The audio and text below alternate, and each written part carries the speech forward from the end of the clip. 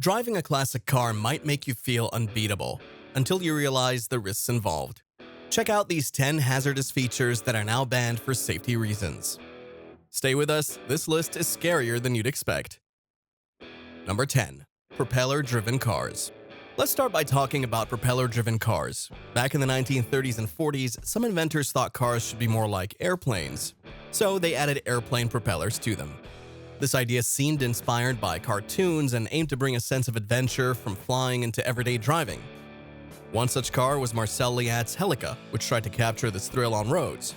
However, these vehicles turned out not practical at all because the spinning blades were dangerously exposed and could easily cut anything or anyone that got too close.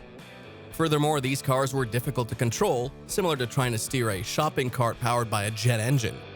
By the 1950s, it was evident that combining massive whirling blades with everyday roads posed significant dangers, resulting in this idea being dropped. Number 9. Metal dashboards. Next, let's talk about metal dashboards. In the early days of cars, dashboards were just plain metal sheets, cold and hard with no cushioning at all. Imagine hitting the brakes suddenly, and instead of an airbag, you'd face something as tough as a steel block. These metal panels could be really dangerous during accidents for anyone inside the car. Big names like Ford, Chevrolet, and Dodge opted for these designs because they were simple to make and strong enough to last long while still looking stylish. However, it soon became apparent that these designs weren't very safe. It wasn't until the 1960s that people started to understand that having metal surfaces around drivers might not be a great idea. Over time, manufacturers began adding padding and softer materials to dashboards for safety. Number 8. Cars without headrests. Imagine driving on the highway in a stylish muscle car from the 1960s and suddenly being hit from behind. Your seatbelt keeps your body secure, but without a headrest, your head jerks back violently. It wasn't until later in the decade that headrests began to become more common features in vehicles. Leading this change was Volvo, introducing them as standard equipment by 1968 due to their commitment to safety, while other companies were slower to catch on and seemed to think that neck injuries were just part of driving. The absence of headrests in cars used to be a big problem, causing real discomfort and increasing the risk of serious neck injuries like whiplash during rear-end crashes. It seemed as though car makers overlooked how critical it is for our necks not to undergo sudden jerks. Fortunately, by the 1970s, many countries made headrests mandatory in vehicles after realizing their importance for safety and comfort while on road trips or daily commutes. Number 7. Neck seatbelts. Did you know that in the 1960s, some cars had a different kind of seatbelt? Imagine driving with what seems like a cozy scarf around your neck instead of the usual chest strap. Doesn't it sound comfortable? Well, not quite. Back then, car makers thought they could stop whiplash by securing people's heads with special belts called neck seatbelts. These early designs focused on keeping both head and neck steady during an accident by wrapping around them rather than across the body as modern seatbelts do today. Despite being intended for safety, these neck belts were quite dangerous, leading to potential neck injuries and even strangulation. By the late 1960s, it was understood that choking drivers wasn't an effective way to ensure their safety. The industry swiftly moved towards using shoulder belts and headrests, solutions that proved to be truly effective. Number 6. Water balloon bumpers. At one point, someone thought, why not fill car bumpers with water to make crashes less damaging? Thus, the concept of water-filled bumpers was born. The idea seemed simple: use water in the bumper as cushioning during collisions.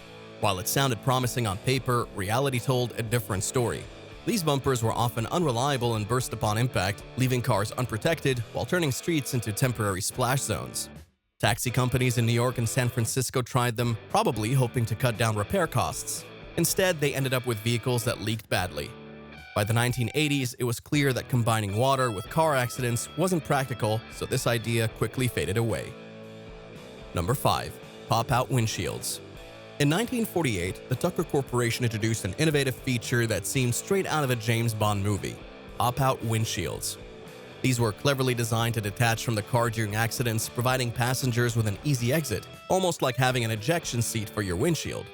This was made possible by using a special rubber gasket that enabled smooth detachment in emergencies. Although the idea was good, it didn't work out as planned. If you're in a serious accident, you definitely didn't want your main shield against debris to stop working suddenly.